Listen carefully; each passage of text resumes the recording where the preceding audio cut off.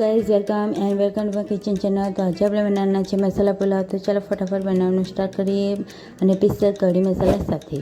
તો દાવતના ચોખા લીધેલા છે બાસમતી, તો એને મેં ધોઈને લઈ લીધેલા છે। તો આપણે એક તપેલીમાં પાણી એડ કરીને ગરમ કરવા મૂકી દીધેલું છે અને આપણે ચોખા એડ કરી મીઠું એડ કરીને એને થવા દઈશું। ત્યારબાદ એક ચમચી ચણાનો લોટ લીધો છે અને થોડુંક પાણી એડ કરીશું, મિક્સ કરી લઈશું। ત્યારબાદ આદુ મરચાંની પેસ્ટ એડ કરીશું અને તેમાં આપણે છાશ એડ કરીશું। એક મોટો વાટકો મેં છાશ એડ કરી છે।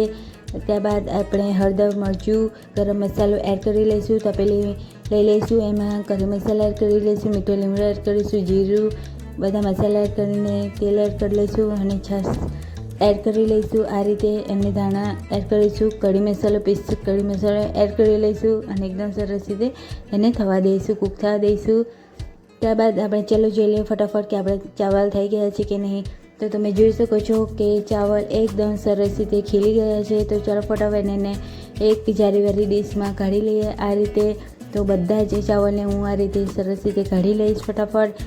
તો તમે જોઈ શકો છો ડુંગળી, કોબીજ, મિરચી, કેપ્સિકમ, ટમાટર અને બોઇલ કરેલા વટાણા અને બટેટા લઈ લીધેલા છે મેં। ત્યારબાદ આપણે પેણીમાં જીરું, ગરમ મસાલા, 2 સૂકી લાલ મરચી, તેલ એડ કરીશું। ત્યારબાદ આપણે 2 લીલી મરચી લીધી હતી તેને એડ કરી લઈશું, મીઠો લીમડો એડ કરીશું અને ત્યારબાદ આપણે ડુંગળી એડ કરી લઈશું, એકદમ સોફ્ટ થવા દઈશું। ત્યારબાદ આપણે તેમાં કેપ્સિકમ એડ કરી લઈશું।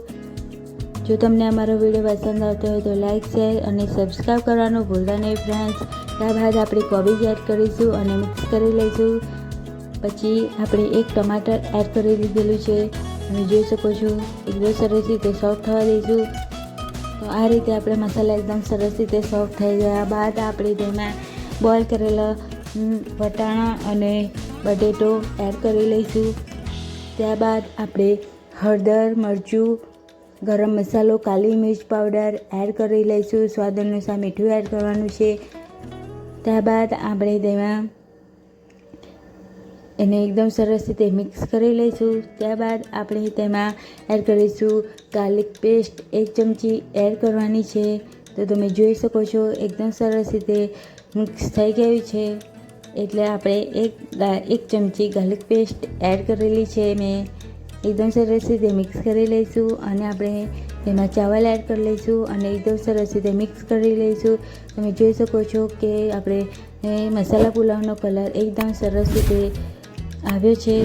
ત્યારબાદ આપણે ધાણા એડ કરીને એકદમ સરસ રીતે મિક્સ કરી લઈશું। એક ડીશમાં સર્વિંગ પ્લેટમાં આપણે સર્વ કરી લઈશું। તો ચાલો ફટાફટ સર્વ કરી લઈએ। તમે જોઈ શકો છો કે આપણી કઢી અને મસાલા પુલાવ રેડી થઈ ગયા છે। જો તમને અમારો વિડીયો પસંદ હોય તો લાઈક, શેર અને સબસ્ક્રાઈબ કરવાનું ભૂલતા નહીં ફ્રેન્ડ્સ। Bye bye.